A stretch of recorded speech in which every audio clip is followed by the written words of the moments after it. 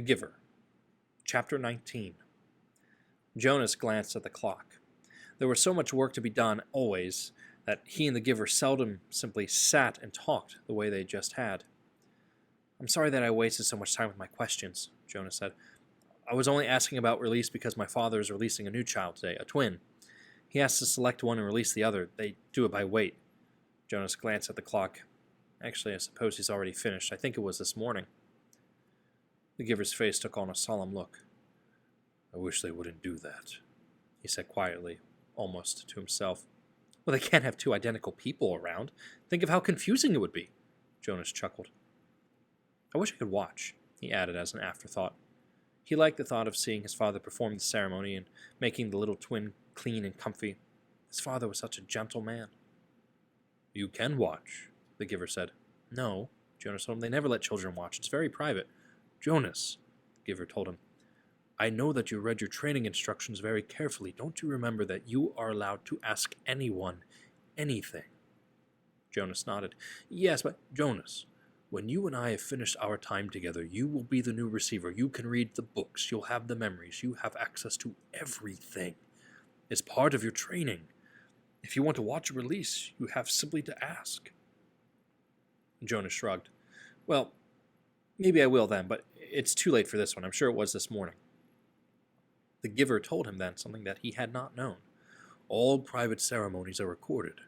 They're in the Hall of Closed Records. Do you want to see this morning's release?" Jonas hesitated. He was afraid that his father wouldn't like it if he watched something so private.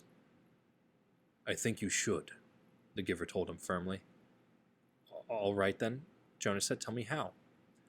The Giver rose from his chair, went to the speaker on the wall, and clicked the switch from off to on. The voice spoke immediately. "Yes, receiver. How may I help you?" "I would like to watch this morning's release of the twin." "One moment, receiver.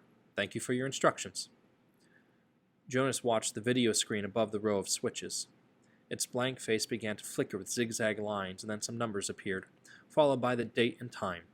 He was astonished and delighted that this was available to him, a surprise that he had not known. Suddenly, he could see a small, windowless room, empty except for a bed, a table with some equipment on it. Jonas recognized a scale. He had seen them before when he had been doing volunteer hours at the nurturing center, and a cupboard. He could see pale carpeting on the floor. "It's just an ordinary room," he commented. "I thought maybe they'd have it in the auditorium so that everyone could come. All the old get to go to ceremonies of release, but I suppose when it's just a newborn they don't—" "Shh," the Giver said, his eyes on the screen.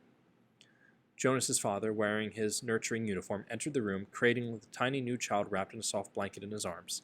A uniformed woman followed through the door, carrying a second new child wrapped in a similar blanket. "That's my father," Jonas found himself whispering as though he might wake the little ones if he spoke aloud. "And the other nurturer is his assistant. She's still in training, but she'll be finished soon." The two nurturers unwrapped the blankets and laid the identical newborns on the bed. They were naked. Jonas could see that they were males. He watched, fascinated, as his father gently lifted one and then the other on the scale and weighed them. He heard his father laugh. "Good," his father said to the woman. "I thought for a moment that they might both be exactly the same. Then we'd have a problem, but this one," he handed one after rewrapping it to his assistant, "is 6 pounds even, so you can clean him up and dress him and take him over to the center."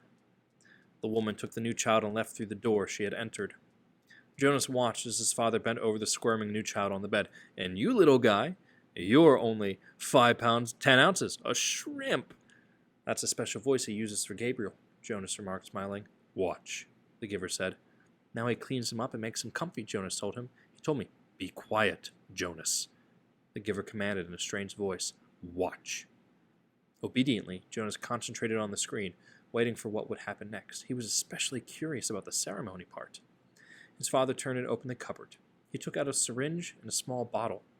Very carefully, he inserted the needle into the bottle and began to fill the syringe with a clear liquid. Jonas winced sympathetically. He had forgotten that new children had to get shots. He hated shots himself, though he knew they were necessary. To his surprise, his father began very carefully to direct the needle into the top of the new child's forehead, puncturing the place where the fragile skin pulsed. The newborn squirmed and wailed faintly. "Why is he—" "Shh," the Giver said sharply.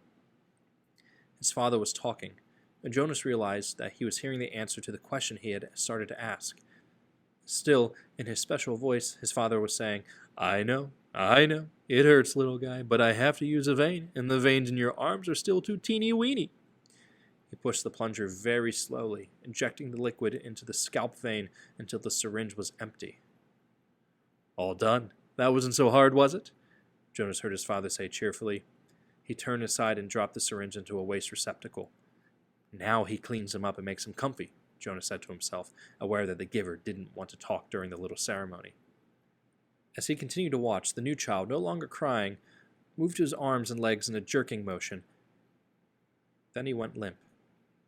His head fell to one side, his eyes half open. Then he was still.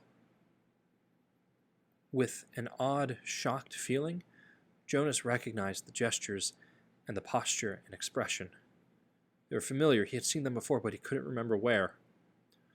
Jonas stared at the screen, waiting for something to happen. But nothing did.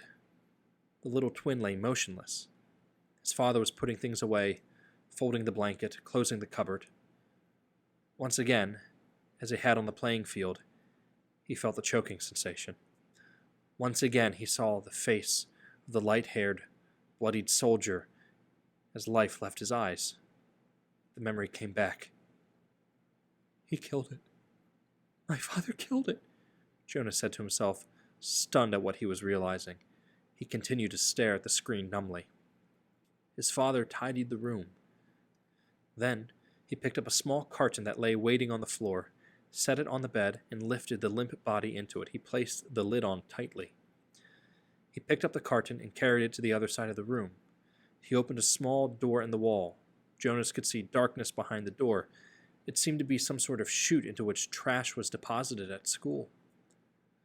His father loaded the carton containing the body into the chute and gave it a shove. Bye-bye, little guy, Jonas heard his father say before he left the room. Then the screen went blank. The giver turned to him. Quite calmly he related. When the speaker notified me that Rosemary had applied for release, they turned on the tape to show me the process. There she was, my last glimpse of that beautiful child, waiting.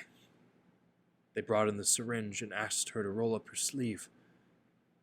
You suggested, Jonas, that perhaps she wasn't brave enough? I don't know about bravery, what it is, what it means. But I do know that I sat here numb with horror, wretched and helpless, and I listened as Rosemary told them that she would prefer to inject herself.